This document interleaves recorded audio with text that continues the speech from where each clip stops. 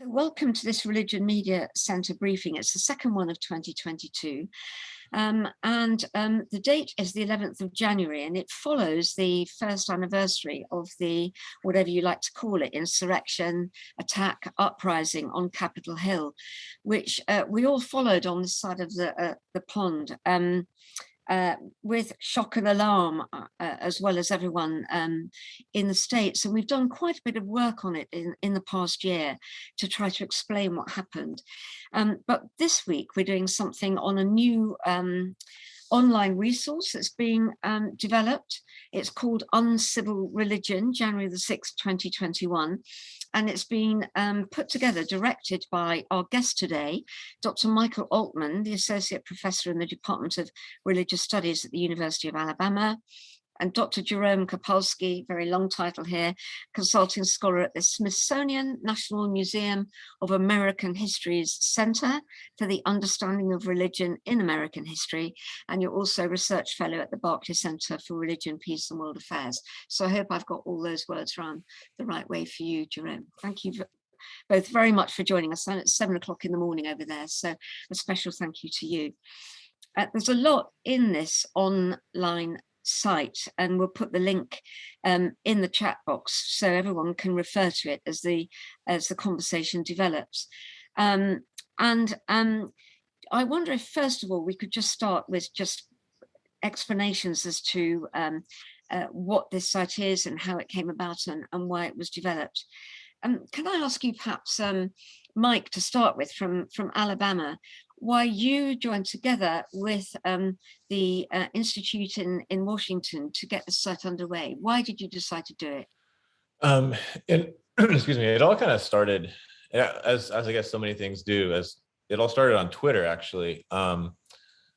Peter Manso, who also is the religion curator at the National Museum of American History, had been paying attention the day of and following days to all these images of religious symbolism and religious ritual and things that were coming out, and had started tweeting them with the hashtag capital Siege religion, sort of retweeting them all and gathering them up.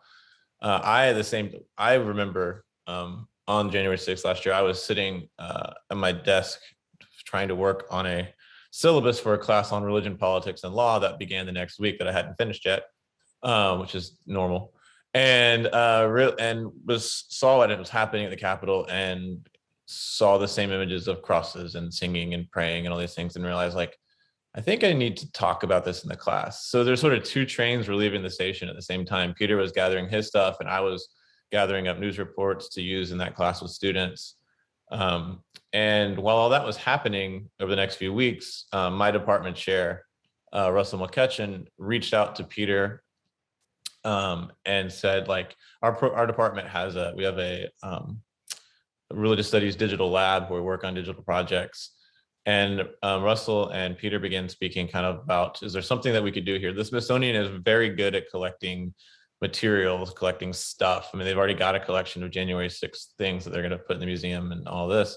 But the sort of born digital stuff, the tweets, the Parler videos, the TikTok videos, the Facebook posts, they're not yet built to hold those or deal with them in the same way because of some of the regulations around that they have as a museum, as a federal museum.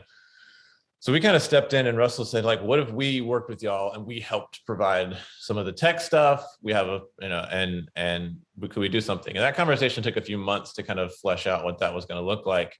This summer, I got a call from Russell, and he said, sort of, you worked on digital stuff. You've worked on a class on this topic. Would you want to be sort of our point person for our department on this? And then at that point, Peter had tapped Jerome from the Smithsonian, who has done great work on religion and politics, and was really a huge guiding editorial hand on the essays, to sort of come from their side. And that was sort of where this, and so we started this, Jerome and I started working on this like in August, sort of full blast. And we had the benefit, I also teach a course on religious studies and public humanities, a graduate course in our master's program. So we had 3 students in that. I was teaching that this past semester. So we had 3 students from that class who worked on the project, and they did a lot of the hands-on of sort of helping gather images and videos and things, uploading them into the back end of the website, putting in all the metadata, and then allowed me to do sort of the design work and Jerome to do a lot of the editing work. And it was a really interesting it was incredibly collaborative between the both, Peter, Russell, myself, Jerome, and then these grad students all working on it. And then not to mention the contributors who wrote the essays. So that was sort of the origin stories of the project. Well, thank you. And turning to you, Jerome, it's a very big site. Can you give us some idea of its expanse? How many pieces of digital media are up there and what you found? Yeah, I mean, to sort of start off this conversation, I was sitting at my desk on the afternoon of January 6th as well. I was actually working on some sermons by Church of England loyalists during the American Revolution. So I was working on this issue of religion and politics as the events were then sort of playing out on my radio and then on my TV. And as I watched it, it became very clear that this was a political event, obviously, but this was a political event with a huge religious dimension. And you could not watch the rallies and then later the riot and the attack on the Capitol without seeing how people were wearing religion on their sleeve, carrying it as flags or carrying it as infant Jesuses, or praying or singing religious hymns. So it was very clear that this was a political and religious event. And when we started going through the materials we were able to find on social media, particularly Parler, what was captured from Parler posts and also Twitter, Facebook, what have you, it became clear that there were literally thousands of images and videos which had some kind of religious content. So there was obviously a lot of redundancy. There were a lot of people waving Christian flags. There were a lot of people holding signs that said, Jesus is my savior, or Trump is my president. There were a lot of videos of people singing hymns or making prayers. So the first part of the project was just to collect as much material as we could and then sort through and find out what was sort of the best and most representative. So obviously we couldn't capture everything that was taken on that day in the website, but we did try to be as inclusive as possible. I think at the end the website captures close to 200 images. Mike, how many discrete 107 distinct 107. things. Okay. Yeah.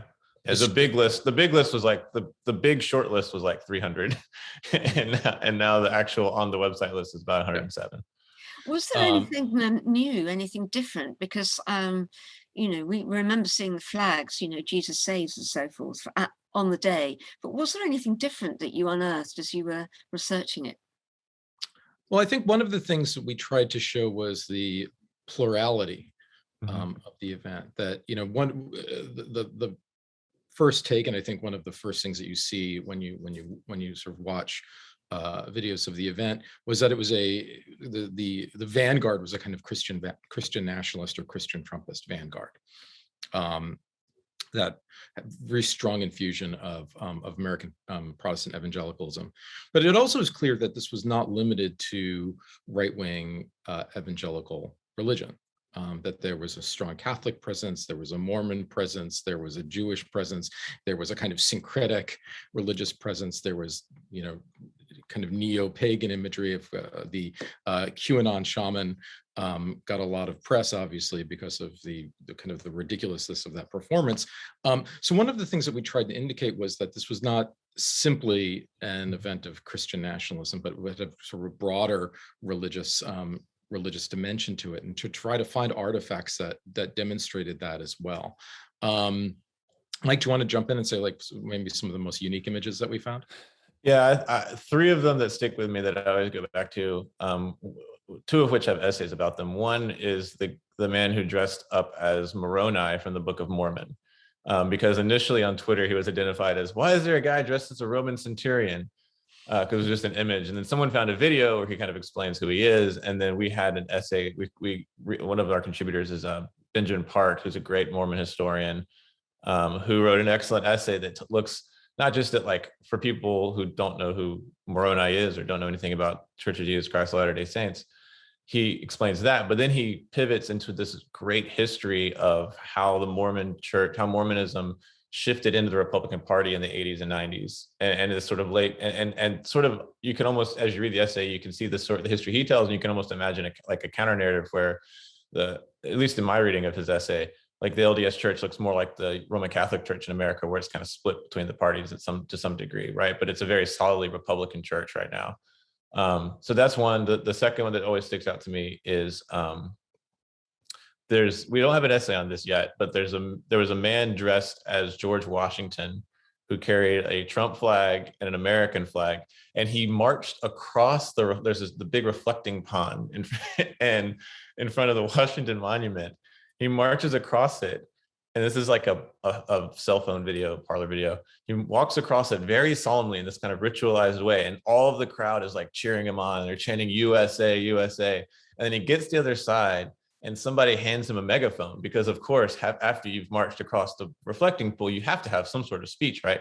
And he immediately gives this very generalized kind of prayer for God to save our nation and all that, you know, and it's such a moment of like cosplay and you know, nationalism but then there's a Trump flag, and then there's this prayer, and the whole group is invested in it. You know, everyone's watching him, you know, hundreds of people around him.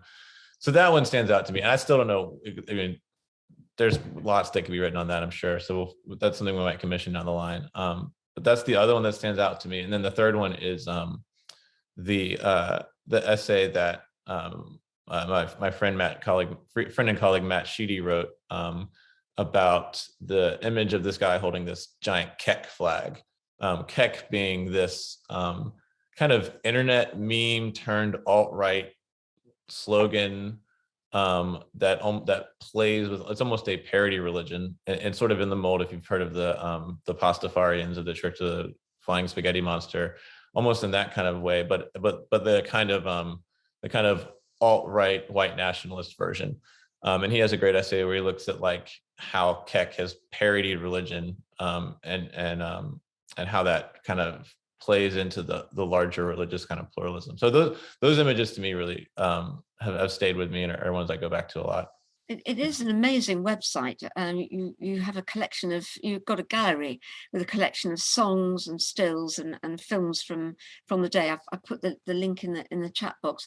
Can I just ask you, Jerome, at this point, you said that religion was a thread that weaved through the entirety of the day. Mhm. But you said it was a religious yet religiously incoherent event. What did you mean by that? Yeah, let me start with an example, which I think is one of the videos that really captures what I mean by this. And we have it on the website. We have a wonderful commentary by the American sociologist Philip Gorski. There is an image of the insurrectionists walking through the Capitol Rotunda building. Those of you who know the Capitol Rotunda, it's in the center of the Capitol buildings, or between the House of Representatives and the Senate. It's modeled on the Pantheon in Rome. It is really a kind of space of American civil religion. There are sculptures of Abraham Lincoln and George Washington. There are paintings representing important moments in American history. If you look on the ceiling, there's a famous fresco of the apotheosis of Washington, so George Washington being lifted up into heaven.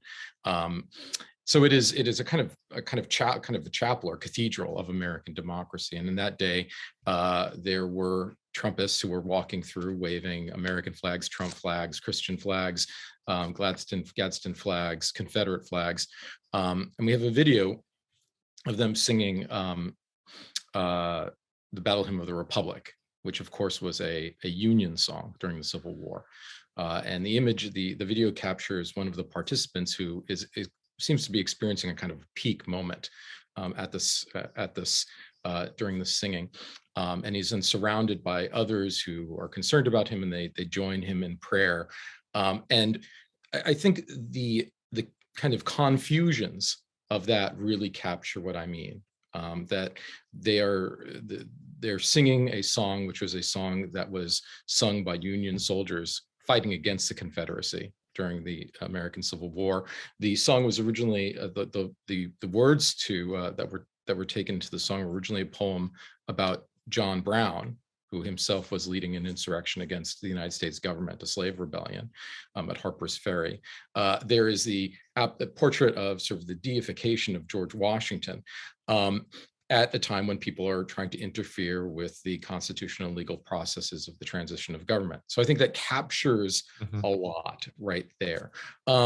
Also, one of the things that we noticed is that, and I mentioned this earlier, the pluralism, the religious pluralism that was on display in the rallies on the Mall, and also during the attack on the Capitol, that there was almost a kind of carnivalesque atmosphere what was going on, the way that people were dressing up as historical figures or mythological figures, the prayers, the use of religious symbols, whether they were Protestant symbols or Catholic symbols or even ancient Israelite symbols, the shofar that was used, that we talk about in one of the essays. So one cannot sort of simply say that there was like a coherent ideology or coherent religious motivation to this event. It seemed that everyone was kind of bringing with them what they had with them and trying to display their own religious identities, which is truly American, right? Goes back to sort of the foundational religious pluralism, except on this particular date, in this group, it was deployed in the service of Trump's Stop the Steal. Now, of course, if we went to the margins of the event, we can find people who were displaying their religious identities for other political motivations as well, right? But we were, in this particular website, we were focusing on the attack on the Capitol itself. So you're from the Center for the Understanding of Religion in American History. So how do you understand what happened, even though there wasn't any coherent ideology? What do you understand was the role of religion on the day? Well, I think we need to start that, despite our constitutional separation of church and state, America is a country that's deeply infused with religiosity. And we cannot understand the way that people decide to participate in religion without taking into account these motivations that go sort of beyond what we would think of as the sort of warp and woof of mundane American politics. I think the other issue I'd like to raise is the way in which first the Republican Party and what conservative religion have become fused since at least the late 1970s, and in a way radicalized under the presidency of Donald Trump. Right? Donald Trump is a distinctly himself. He has not lived a particularly religious life, but he has been very able, very capable of getting the support and almost devotion of a good many of people on the American religious right. Part of that, I think, maybe in the beginning was transactional. He sort of promised things and he delivered them. But I think if we actually look at the level and the intensity of support in some conservative religious communities for Trump, it goes beyond just the mere transaction. There became a sense that Trump was serving as a kind of political savior. In fact, we heard people in some of the videos describe him in those terms. And so I think it's important to take very seriously Trump's own ability as a political figure to sort of activate and maintain the connection to those communities. Thanks. Can I just go to Andrew Brown? Andrew, you've put a question in the chat box. Do you want to unmute and ask it yourself? I was interested in the way that they were singing the Battle Hymn of the Republic, which was, of course, the song of the other side in the Civil War, compared to these guys. And this made me wonder, slightly off topic, whether there was a tradition of what you might call Confederate Christianity to compare with the Puritan abolitionist Christianity, which we, still runs strong. I do a whole, I teach our American Religious History course here at Alabama, and so I spend a whole week on this, where I don't know that. So I think you mentioned in the question in the chat, the biblical arguments about slavery. In some ways, one way to read, there's a great book by Harry Stout, Upon the Altar of a Nation, where he looks at the religion and theology on both sides of the Civil War. But I think and that's a great place to turn. But I think one way to look at the way religion functioned in the Civil War is that you had people who were part of the same.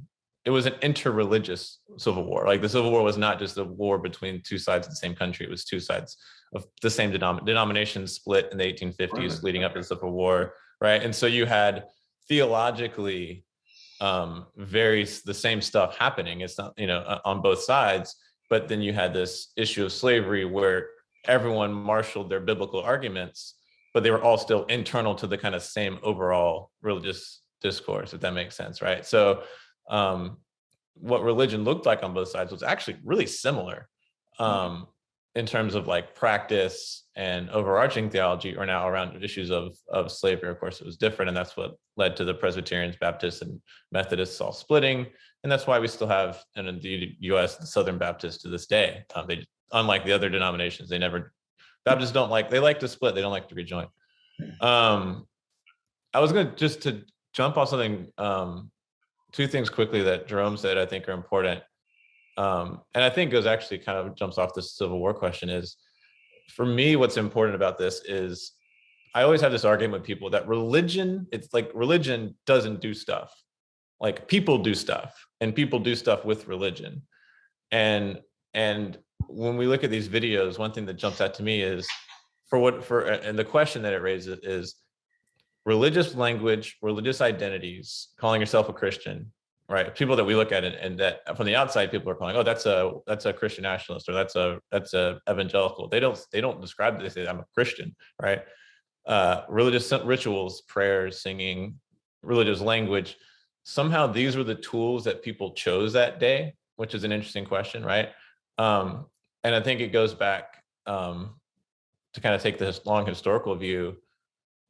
When the Bill of Rights, when the First Amendment decided to separate out religion and say that it was this special category, that if you are labeled religion, I always joke with students, if you can get something called religion, you don't have to pay taxes on it, but you can't take it into a public school, right? So if you have this category, it in the moment, it was meant to keep people from fighting and killing each other because we had long histories of that.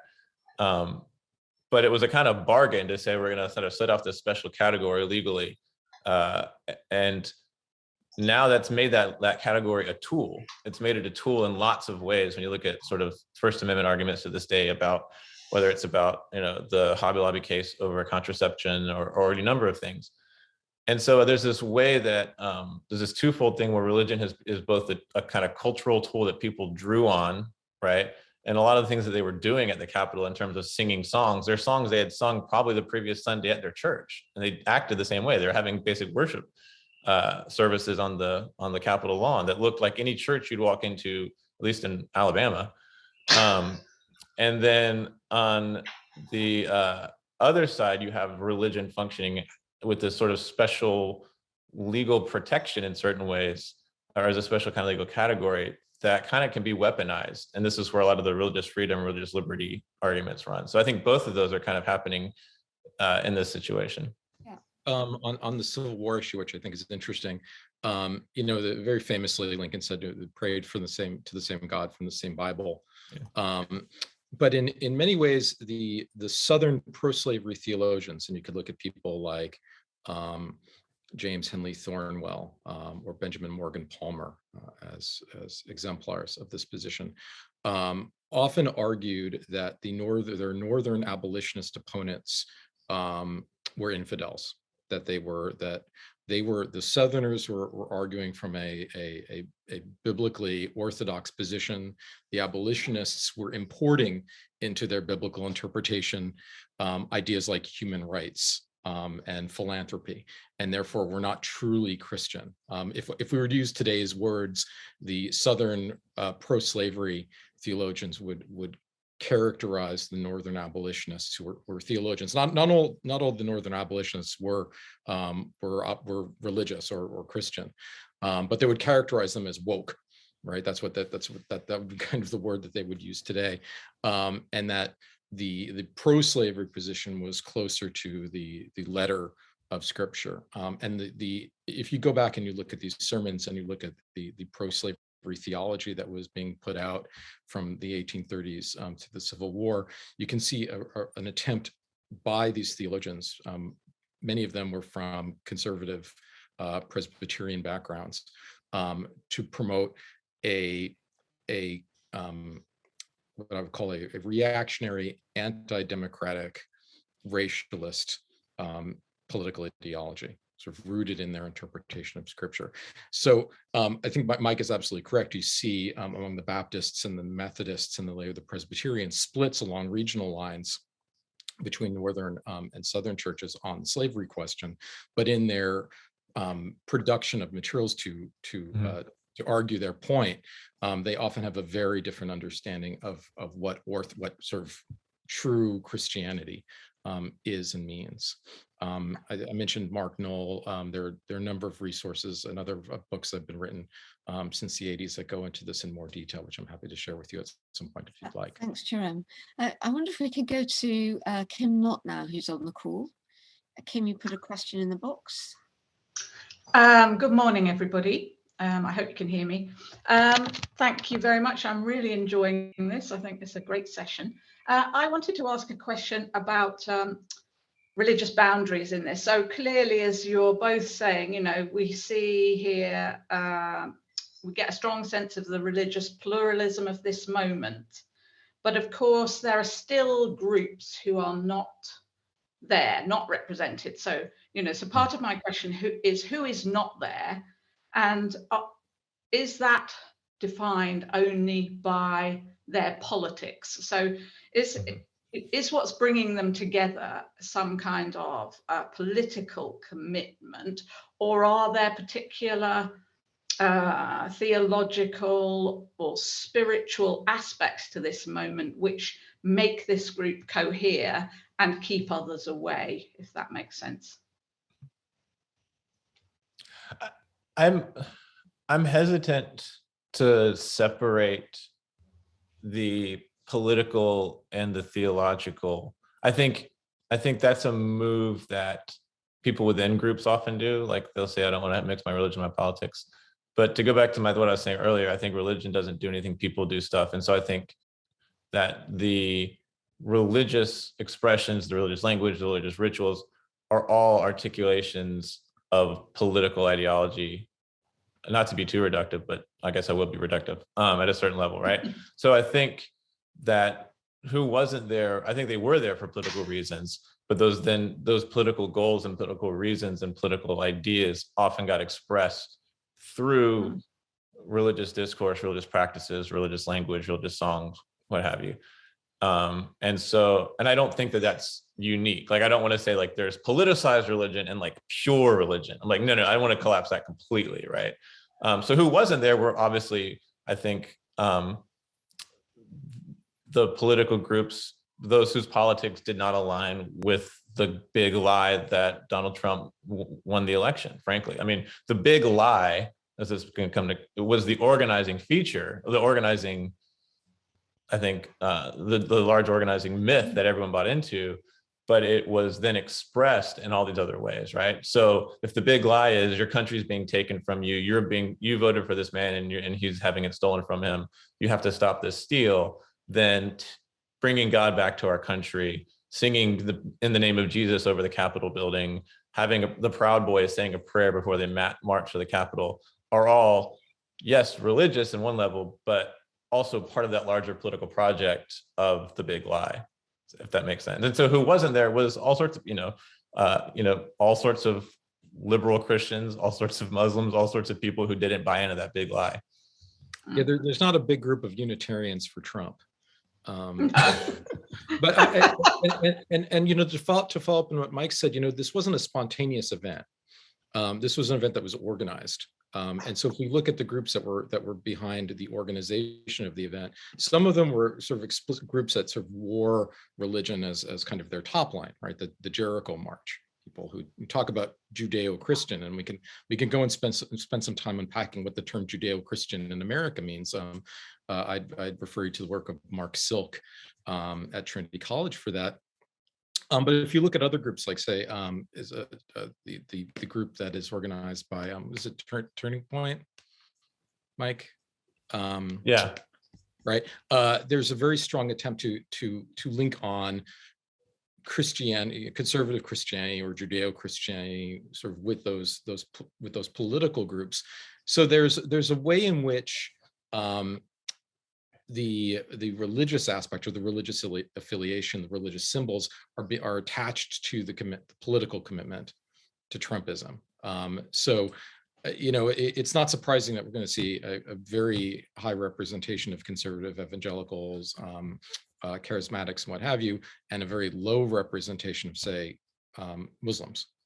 And the group that had because they never get talked about, and we don't even have an essay on them, and I need to get some more research done on this because I haven't heard anything about it yet. There was a group of Chinese American Christians, a large contingent of Chinese American Christians there, who had a massive banner that said about how Trump was anti-communist, and it was this sort of deeply against the communist government in China, all of these signs. And I found out when I was talking to a reporter who was interviewing us about the project last week that group was selling Jesus Saves signs for $10 to people. And so I'd seen these signs that were all the same design. Apparently that came from this group of Chinese American Christians. And they have all these Bible verses about that kind of connect Trump to scripture in different ways. And so that, to me, I knew nothing about this group. I haven't been able to track them down. It's not a thing I'm super specialized in, but I think it's an interesting example of sort of the range. But they were there. They weren't there because they were Chinese American Christians. They were there because of Trump and because they read him as anti-China, anti-communist, which I think is another example. Do you want to mention the sort of old Iranian flag that your student found?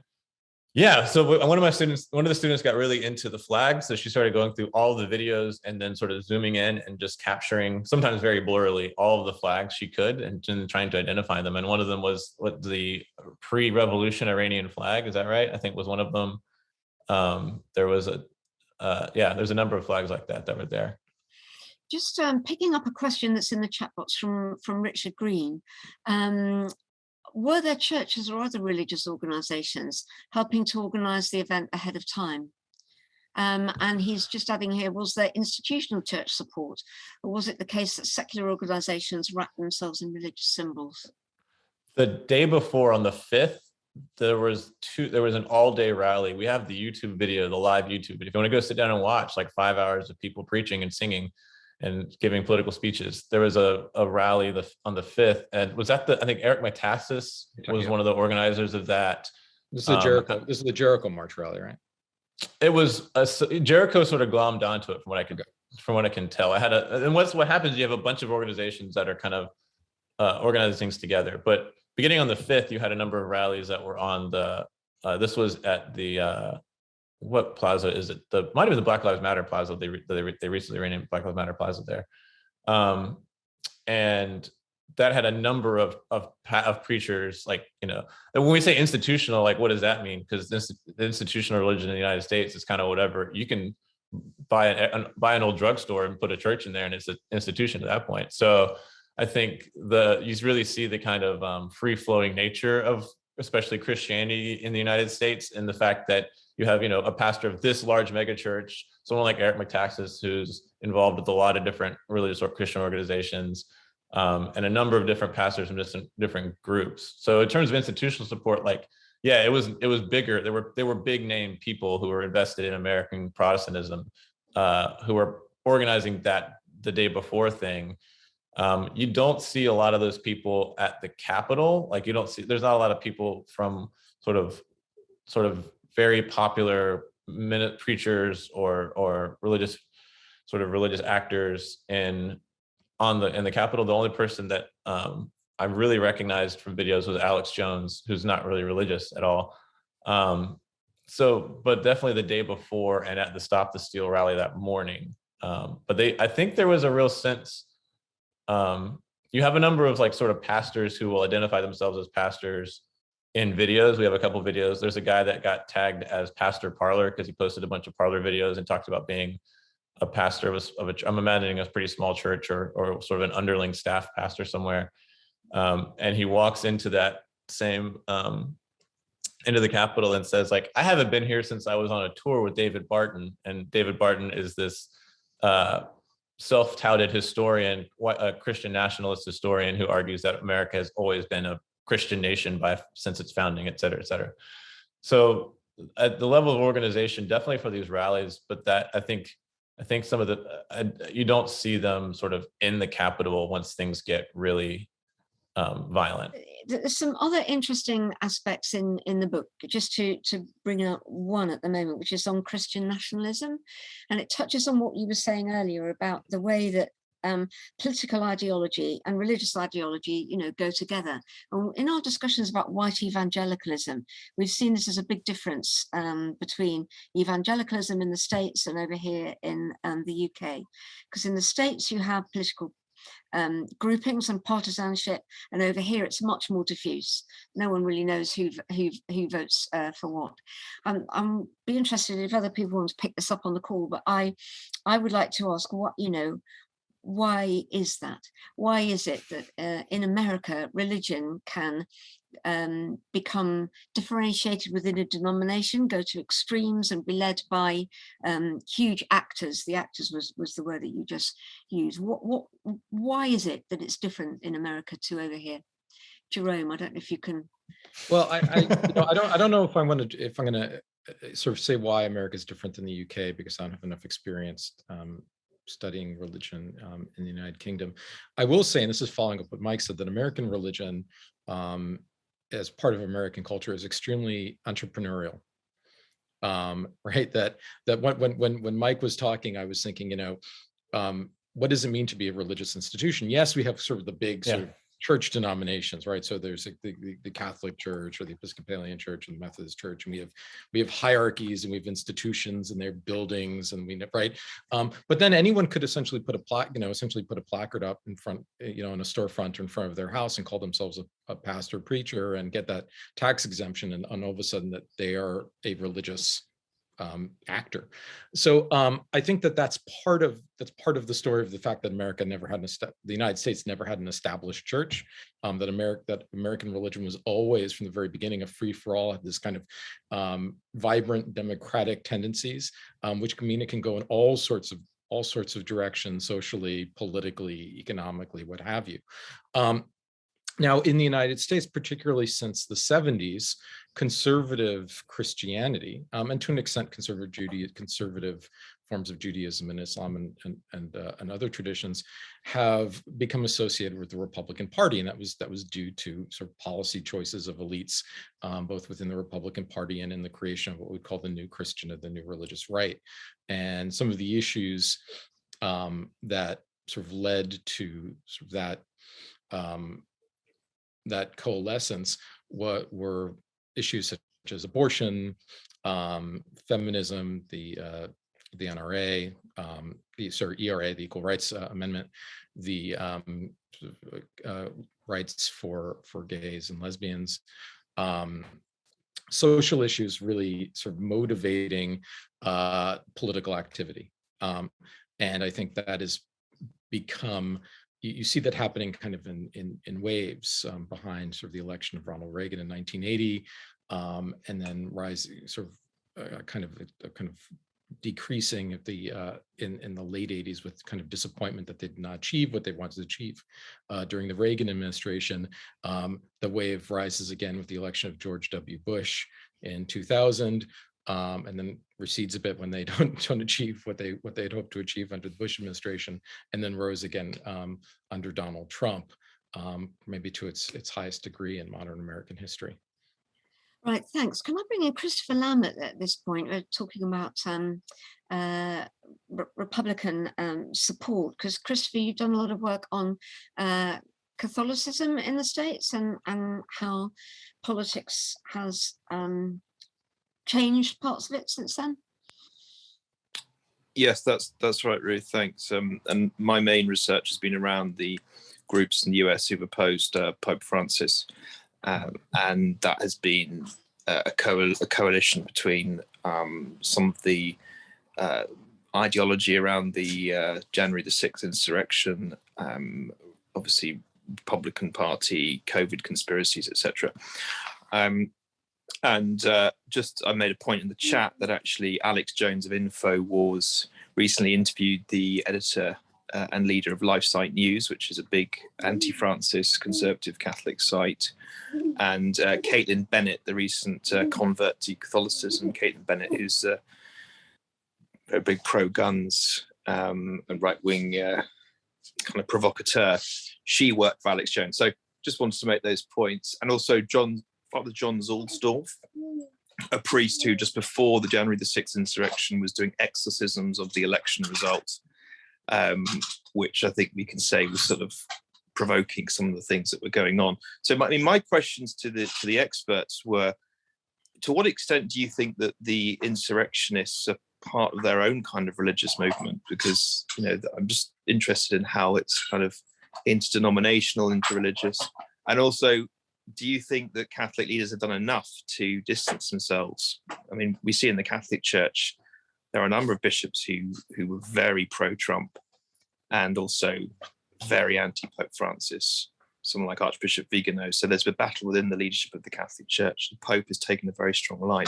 To what extent do you think the leaders have done enough or should do more to distance themselves? And do you think it's kind of its own religious movement? Yeah, I don't, the do enough question is, I just feel like it's not my call. Like, I mean, that's, they're going to do what they're going to do. And it's my job to kind of explain what they do, but it's not my job to evaluate whether or not they've done it. Like, personally, I have my thoughts for sure. You know, but I think coming at it as a scholar of religion, like, it's not my job to kind of kind of throw the penalty flag if I see people getting too close to a religious group getting too close to a political figure. Put the question a different way then. How do you observe perhaps what's happened since the insurrection in terms of splits with the denominations? So we're talking about white evangelicalism and Catholicism.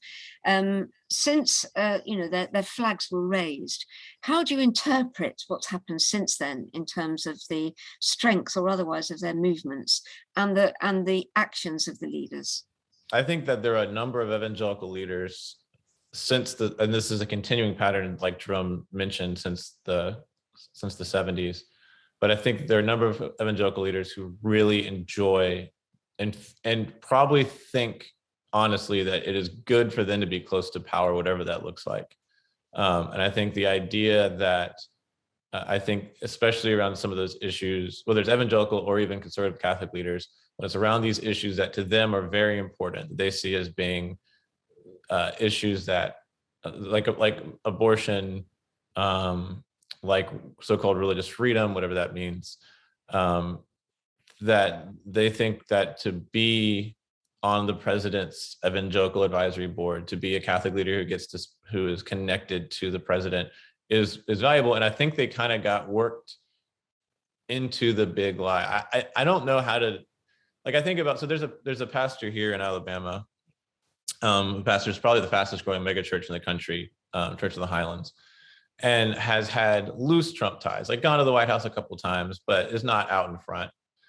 But but has not denounced violence, has not denounced the big lie, has tons of members of his church who believe the big lie and all of this.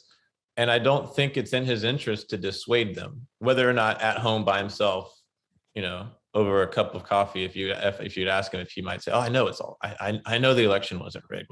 It's not in his interest to make a statement publicly. And then on the other side, I think ministers for whom it's in their interest to go along with the big lie, and maybe they justify it in terms of those larger policy questions, or maybe it's just because, you know, power is pretty great. Maybe I'm being too cynical. I don't know what Jerome thinks. I was thinking, as you're speaking about power, the American writer and lawyer David French, who is a Christian conservative, but he's been a never Trumper. I think writing for he has his own blog. Is he writing for the Dispatch these days? The piece you're talking about, I think, came from his like newsletter or Substack or whatever. Yeah, he's a Lincoln Project guy. Yeah, and it came out just over the weekend, and he was explaining how Christians in America, and he's talking about conservative Christians in America, have actually, their religious freedom has actually increased in the United States in the late 20th and early 20th century. But what they're feeling is the loss of their cultural dominance, the loss of their power. And it's a very interesting piece, because he is someone who's made his career in, speaking broadly, quotes the religious right, but has been extremely critical of the way in which the conservative church has linked itself up to Trump and Trumpism. So those of you who are interested in that question of power and religious freedom, I would suggest taking a look at that particular article. I don't know anyone who stood up to Trumpist Christianity and won. Like, I don't know anyone who's waved the flag and said, like, this is within a movement, like whether it's within the Southern Baptists or within sort of evangelicalism more broadly, or Catholicism, who's like stood up and said, y'all, we got to stop doing this. This isn't working. And like actually won the argument and gotten people to follow them. They've all been steamrolled. They've all had to leave and join like the Lincoln Project or start hanging out with Episcopalians or something. So it's interesting to see how unable anyone's been to sort of stop that movement toward that magnetic pull towards Trump amongst conservative Christians. Just to jump in, to be fair, that's not only true of religious leaders. That's senators, that's members of the House of Representatives, that's everybody in the conservative movement who says not Trump. Well, that was leading me to perhaps the concluding section of this, which is, where are we now? Because we've been watching what's happened to QAnon, and the level of supporters is very high still in the States. Was it 15 million, an estimated 15 million in percentage terms of Americans still follow or believe in the main tenets of QAnon? And then you have these conservative Catholics, and you have the white evangelicals, who you're telling us now are dealing with being out of power. So how do you read what's going on at the moment? You're saying that no one has stood against Trump and won. Has any of that base of people who turned up at Capitol Hill that day, has it been been eroded in any way at all? I mean, all we're going on is public opinion polls that give the level of support for QAnon and so forth. And but you've been speaking about the inability of people to stand up against Trump supporters within these Christian groups and win. I'm just wondering, does anyone know how large the support would be were people to rise and call to arms again? My take on this is, where we are now is that I think the base is still the base. Like, I don't think a lot of people came home from Washington, D.C. and arrived back in Minnesota or North Carolina or Alabama and thought, well, that was a bad idea. But I think, and you even see it in some of and maybe it's just social media bragging, but I think we have an essay about Jenna Ryan, this woman who is a Texas real estate agent who made a video of herself both promoting her real estate firm, then running into the Capitol yelling in the name of Jesus. And she's since been arrested and is now in prison. And she made a number of videos since then, kind of telling her story as she, even going up to the night before she turned herself in. So I don't see Jenna Ryan really feeling very like she needs to repent and return to a depoliticized Christianity. But I wonder what happens if but there was something about the moment of January 6th and the kind of collective effervescence of the election and everything that was happening that almost sparked the kindling that had been there. I don't think there's any less dry wood, I guess is the way to put it. I think that the forest is still pretty dry, and it would only in that another match, right? And we'll see what happens when I don't know that the midterm elections coming up are going to be enough, but we'll see what happens down the line if another kind of event could spark these same people again. I mean, I think there were those for whom, and I think it's very important to know, like, I think we tend to focus on a lot of people who showed up at the rally, then followed the crowd there, that there were a lot of people there who went there with a plan to get into the Capitol. Like, that's been proven.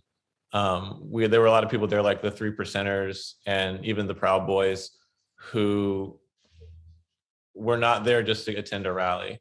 And those people are still out there and they're still making plans, I think.